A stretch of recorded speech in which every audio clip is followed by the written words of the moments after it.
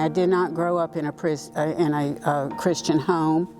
I grew up in a home with believers who sent us to church.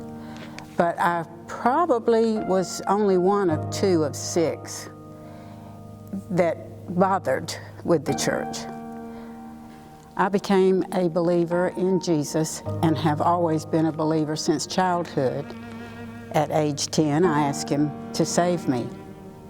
What I did not do is recognize that believing had to be combined with knowing His guidebook and His rules. Jump forward to my 30s, a failed marriage, self-employment, single parenting to a son,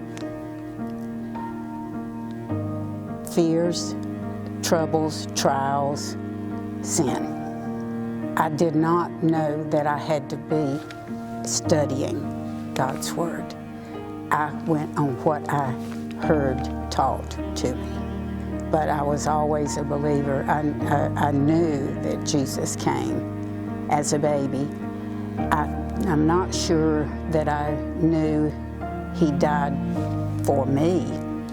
I knew He died, and I knew He was resurrected. It took me many years to recognize the fact that He would have done that just for me. Fast forward to beyond that, to the 40s, still not changed yet, with a son headed off to college with his Bible, so he had accepted Christ. He found a church, he found a pastor who would teach, train him, disciple him, and help him to pray for his little mommy. And through his example, I saw what I had to have: church.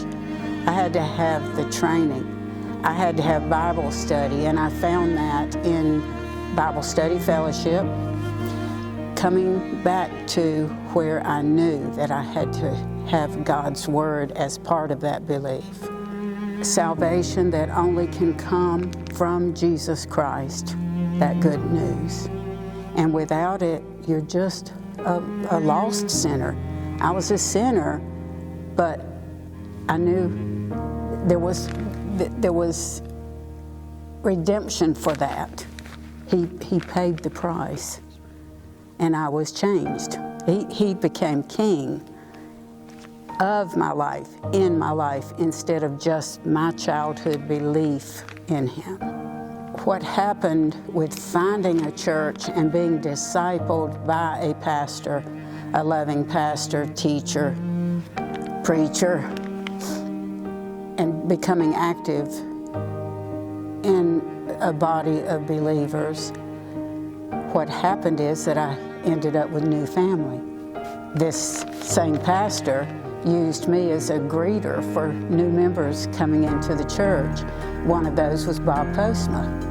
The pastor sent me immediately, go and welcome Bob Postma. He's joined the church this morning. I was not there for his joining. And he became a Christian friend right away. He was one who would call me early on the mornings and say, "What are you studying?" And I'd tell him what I was studying in my BSF classes, and he would tell me what you've learned today. So he became that kind of friend. I never expected that 2 years later he would ask my son, Christian son, for my hand in marriage. My son did not immediately agree to that because, after all, there's only just been the 2 of us.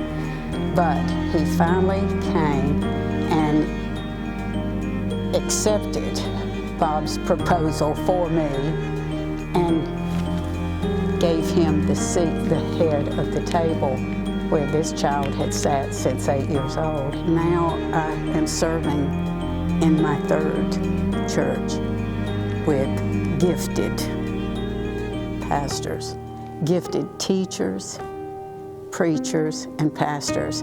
And without it, I cannot imagine a day. I'm Phyllis Postma, and I've been changed by the King.